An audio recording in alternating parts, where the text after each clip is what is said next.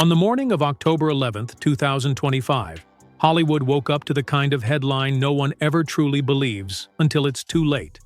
Diane Keaton, the beloved actress whose name had become synonymous with elegance, rebellion, and authenticity, was found dead inside her Beverly Hills mansion. There was no struggle, no visible trauma, no immediate answer. Only silence. Within hours, the Los Angeles Police Department confirmed that an investigation was underway. But what truly stunned the world was the first name mentioned as part of that inquiry. Al Pacino. The man who shared the screen with her, shared his heart with her, and perhaps in a way no one yet understands, shared in her final tragedy. In a city where image is everything, their love story had always been the one that felt real. Two legends of cinema bound by a decades-long connection that transcended the screen. But behind that aura of perfection, there were fractures, emotional, financial, and deeply human. What really happened inside Diane Keaton's home that night? What did she write in her final letter? And why was Al Pacino, her greatest love, summoned just one day after her death? When the news broke, fans lit candles on Sunset Boulevard. Old clips of Annie Hall and The Godfather replayed on every screen, as if to remind the world that she wasn't just an actress. She was a generation's mirror. Yet within 24 hours, that morning turned to confusion. A sealed envelope had been delivered to the Los Angeles branch of the FBI. Inside it lay a handwritten note from Diane Keaton herself. The handwriting was shaky, uneven, as though written by a trembling hand. It read only 5 words. "I feel such pain." Those 5 words, confirmed by fingerprint analysis to belong to Keaton, shifted the case from private grief to public suspicion. When investigators arrived at her home, they were struck by small but haunting details. On the bedside table, her diary lay mutilated, pages torn out, others scribbled over with only fragments left behind. One of the remaining sentences read simply, "He doesn't trust me." Next to the bed was a shattered wine glass, broken into fine, glittering shards. But there were no fingerprints on it. Not Diane's, not her housekeeper's. Instead, a faint, partial print matched someone else. Her phone, found beside the glass, had stopped receiving signal at 10:48 p.m. Just minutes earlier, she had received 4 missed calls from the same number. Al Pacino's. When Pacino arrived at the Beverly Hills police headquarters the next day, cameras captured an image that no film could have scripted better. A man of legendary composure, pale, disheveled, eyes hollowed by something darker than grief. Reporters shouted questions as he walked in, but he said nothing. For hours, the world waited. Inside that building, investigators questioned one of Hollywood's last surviving icons about what may have been the final days of his longtime love. According to sources close to the inquiry, Pacino told them they had seen each other 3 days before she died. "We talked about old times," he reportedly said, his voice low, weary. "She said she wanted to rest. I left." But witnesses claimed they saw his car leaving her street at nearly 10 o'clock that night, far later than he admitted. His tone was calm, but investigators described his demeanor as chillingly detached. One officer later said, "He looked broken, but too composed, like a man rehearsing a scene he already knew by heart." The case deepened when detectives recovered 3 audio recordings from Diane Keaton's phone, believed to have been made during her final week alive. In the first tape, her voice quivers between anger and sorrow. She tells him, "You spin like you're a tech billionaire, Al. We're not those people. We never were." Her tone is half confrontation, half despair. Pacino's response is barely audible, a murmur, perhaps an apology. In the second recording, her words are slurred with tears. "Don't you understand? People are only with you when you have money. We can't live in Hollywood with unpaid bills." A moment later, a piercing sound cuts through the recording, the unmistakable crash of glass shattering, the same sound perhaps that investigators would later find evidence of beside her bed. The third recording is the one that froze even hardened detectives. Diane's voice is soft, almost distant. "This world is too beautiful. I don't want to leave this life." No screams, no follow-up words, just silence. The room full of investigators reportedly sat motionless for several seconds after hearing it. Was it a farewell, or a coded cry for help? As the investigation widened, attention turned to Diane's finances. 3 weeks before her death, her iconic Beverly Hills mansion, a property featured in countless magazines for its rustic, artistic beauty, was suddenly listed for sale. Valued at $29 million, it was shockingly marked down by nearly 40%. The file contained an unusual note written in her hand: "Urgent sale." Cash buyers' preferred brokers who met with her described her as anxious, hesitant, and under pressure. One recalled, "She looked like someone carrying a secret too heavy to tell." Rumors quickly spread that Pacino, known for erratic financial behavior in recent years, had been involved. Sources close to both parties hinted that Diane worried about his growing debts and unpredictable spending. At one point, Pacino himself had admitted in interviews that he never understood money. Investigators found evidence of bank transfers between the two, tens of thousands of dollars in quick succession, marked as private repayment. But repayment for what? A loan? A favor? Or guilt? Hollywood's curiosity grew darker when insiders revealed that in the weeks before her death, Diane had complained about being controlled. A nurse who once cared for her said, "He managed everything, her medicine, her visitors, even when she could turn on her phone." It felt like she wasn't allowed to breathe without his approval. Friends described Pacino's affection as intense, but suffocating. What began as care might have turned into obsession. Their love story had always been complicated. They met in 1971 on the set of The Godfather. She was a wide-eyed newcomer. He was a rising method actor, secretive and magnetic. Their chemistry was immediate, and their romance, though mostly private, soon became Hollywood legend. Diane once confessed in an interview, "I loved him so much I lost myself." For Pacino, love was something to feel deeply, but never be bound by. "I don't believe in marriage," he told a reporter decades ago. "It's a cage that kills creativity." For Diane, those words were not philosophical. They were wounds. After nearly 10 years of breakups and reconciliations, she gave him an ultimatum: "Marry me or leave me." He left. Their story ended, at least publicly. But as the years rolled on, they were drawn back to each other. Older now, more fragile. In 2017, at the AFI Life Achievement Awards ceremony, Al Pacino took the stage as Diane was being honored. He looked at her for a long time before whispering into the microphone, "She is a great artist, and I love her." The room erupted in applause, but those who knew them saw something else in Diane's eyes: the look of a woman remembering a love that never healed. In her later years, Pacino became a frequent visitor at her home. He arranged medical consultations, spoke to her doctors, even supervised her therapy. He thought he was protecting her, a nurse said, but it was as if he needed to keep her under control, to feel that she still belonged to him. That control became more visible as Diane's health declined. Behind the cameras and her effortless smile, Diane Keaton fought two silent battles: skin cancer and an eating disorder that haunted her since her youth. She had beaten cancer once in her 20s, but in recent years, the disease returned more aggressively. Friends say she hid the severity of her illness, refusing to let the world see her frailty. Yet Pacino knew. He had arranged her treatments and reportedly begged her to slow down. Their conversations grew darker, their silences heavier.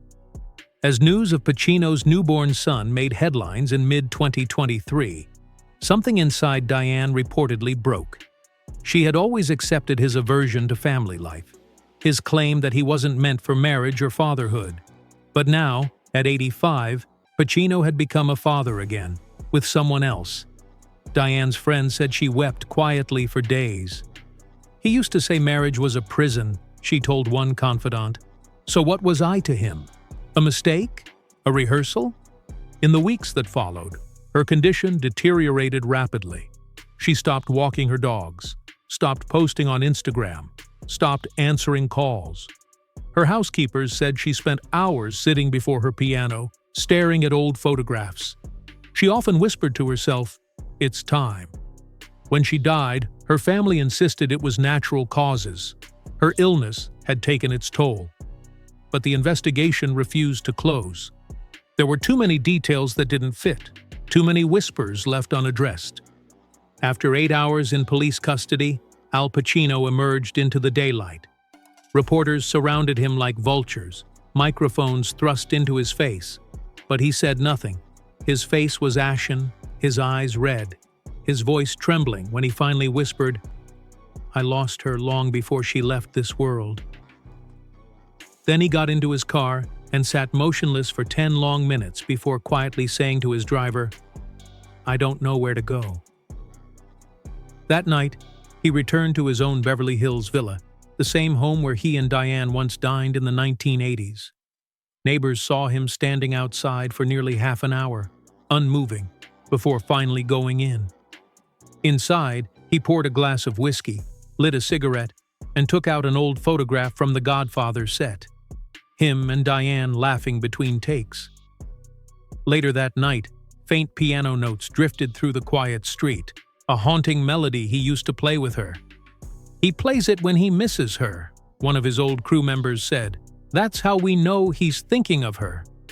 As days turned into weeks, Hollywood divided itself in two.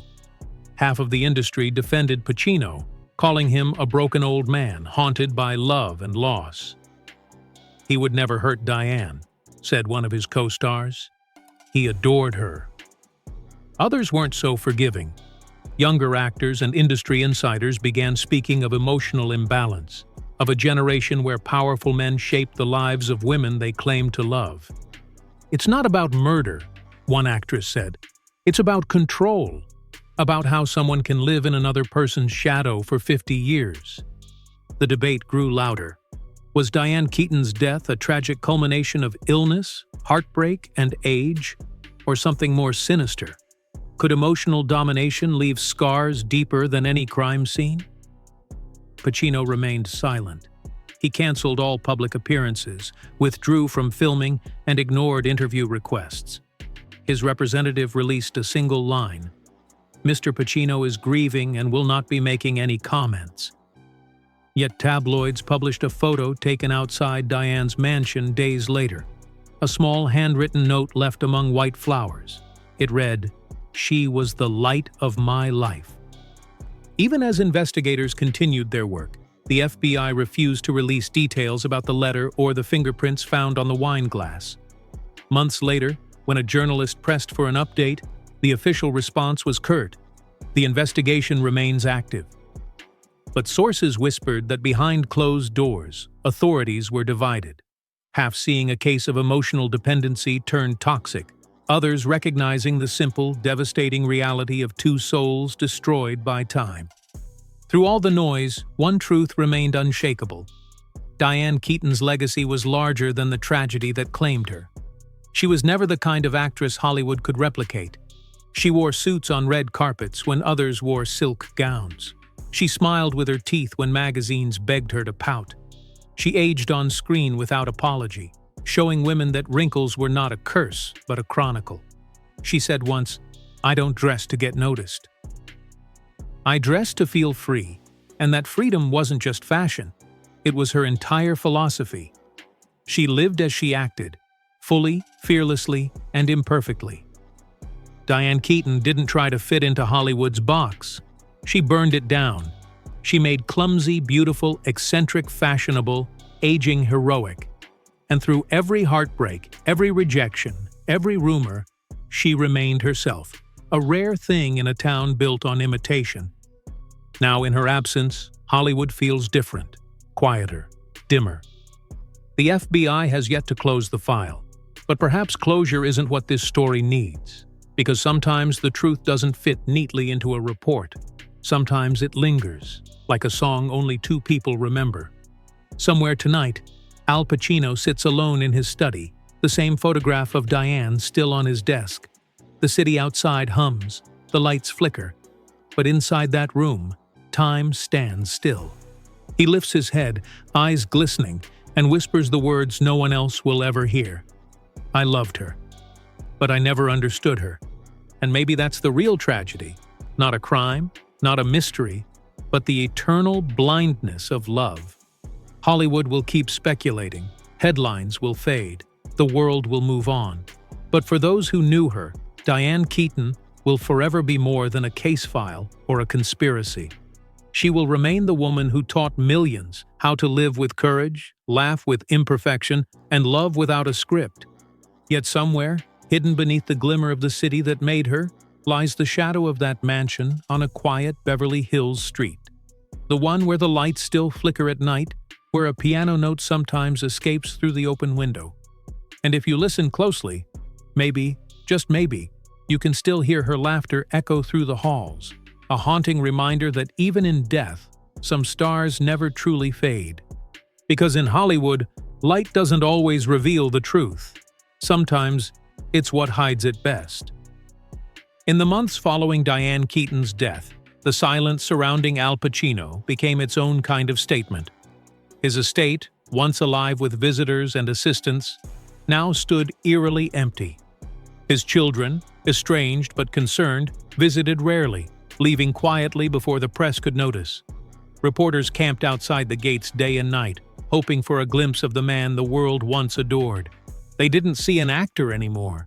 They saw a suspect. But something shifted when an anonymous envelope arrived at the Hollywood Reporter. Inside was a short note, typed on an old Remington typewriter. No name, no signature, just a single paragraph. She told him everything. He didn't listen. Check the recording in the piano attached was a key. Investigators reopened the case the next morning. When detectives entered Diane Keaton's home once again, they found what the tip described: an old Steinway grand piano, covered in dust, untouched since the funeral. Technicians carefully removed the soundboard, and inside they discovered a small flash drive sealed in plastic. On it were two files, one audio, one text.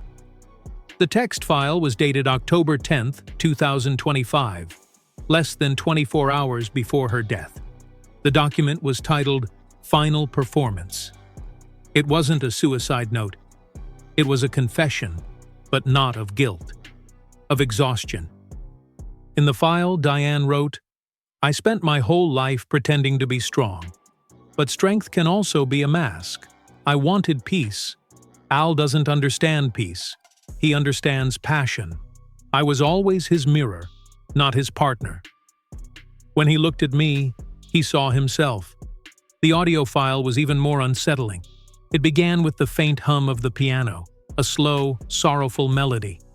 Then Diane's voice entered, soft, shaking. "If you ever hear this, Al, please, stop trying to control what you can't save." A few seconds of silence followed, then a deep exhale, and the sound of the piano lid closing. For the detectives, that was enough to close the criminal aspect of the investigation. There was no foul play, no evidence of violence, only the echo of two souls caught between love and regret. But for the world, that didn't feel like closure. For Hollywood, truth without spectacle is never enough. Documentaries began to surface, podcasts, think pieces, retrospectives. Some painted Pacino as a broken man tormented by loss. Others depicted him as a manipulative genius whose obsession consumed the woman who loved him most. Every version sold. Every narrative made sense in its own way. But none could touch the real complexity of who they were. Two artists shaped by the same fire, undone by the same love. Meanwhile, Pacino remained silent. Until one evening, 6 months after her death, he appeared unexpectedly at a small theater in Los Angeles for a charity event honoring her legacy. He looked frail, older than his 85 years. The audience fell into reverent hush as he took the stage. He spoke for only 5 minutes. No script, no notes, just memory. "She gave the world everything," he began, voice trembling. "And the world kept taking. I was part of that world. I didn't protect her from it. Maybe I couldn't. Maybe I didn't know how." He paused, looking down at his hands as if they held the weight of decades. She wanted peace. I wanted her. And sometimes, love isn't enough. He ended with a line that would later echo across every headline, every tribute. She was never mine. She was always everyone's. After that night, Pacino disappeared from the public eye entirely. His representatives confirmed he had moved to a private villa near Lake Como, far from the noise, the cameras, and the ghosts of Los Angeles. Locals say they often see him sitting by the water, sketching, muttering lines from old films under his breath. And once in a while, he plays an old song on a portable speaker, the same piano melody that Diane recorded in her final hours. The legend of Diane Keaton and Al Pacino isn't one of scandal anymore. It has become something more haunting, more human, a cautionary tale about the cost of loving deeply in a world that feeds on drama. Hollywood will remember them not for their downfall, but for the truth they left behind. That even icons bleed, that even legends break, and that sometimes the greatest performances are the ones that never make it to the screen. And somewhere, beneath the surface of fame and heartbreak, two souls that once collided in light and fury are finally at rest. In the year following Diane Keaton's passing, the narrative around her death took on a life of its own. What had begun as an investigation evolved into something deeper, a cultural reckoning. Hollywood began to look inward, forced to confront its obsession with tragedy. The studios that once worshipped beauty and youth now found themselves haunted by the memory of two people who had defied both. A retrospective at the Academy Museum drew thousands. Fans stood before giant portraits of Diane and Al from the Godfather era, their faces immortalized in chiaroscuro light. A curator read from her old journals, words that felt almost prophetic. "I'm not afraid of getting old. I'm afraid of being forgotten." The audience fell silent. Many wept. She had feared being forgotten, and yet death had made her unforgettable. Meanwhile, in Europe, Pacino remained a ghost of himself. Paparazzi occasionally captured glimpses of him wandering the cobblestone streets of Bellagio. Locals said he never smiled. He declined all film offers, rejecting even a lucrative Netflix biopic based on his life. He didn't want to perform anymore. He didn't want to pretend. But late one evening, a local journalist named Marco Farini found him sitting alone at a cafe overlooking Lake Como. Hesitant but respectful, Farini approached. "Mr. Pacino," he said softly, "people still ask about Diane. They want to know what really happened." Pacino looked up slowly, his eyes tired but clear. "There's nothing to tell," he murmured. "You spend 50 years chasing something, love, fame, peace, and you realize they were all the same thing, and they all slip away." He took a sip of espresso, then added, almost to himself, "I used to think acting was about becoming someone else. Turns out, it's about running from who you really are." The journalist never published the full conversation. Out of respect, he wrote only one line: "Pacino has made peace with his ghosts." But has he? Some say that every year on the anniversary of Diane's death, a bouquet of white tulips appears on her grave at Forest Lawn. No one ever sees who leaves them. No name, no card, just flowers, always fresh, always arranged with the same symmetry Diane adored. Those who know him best don't ask questions.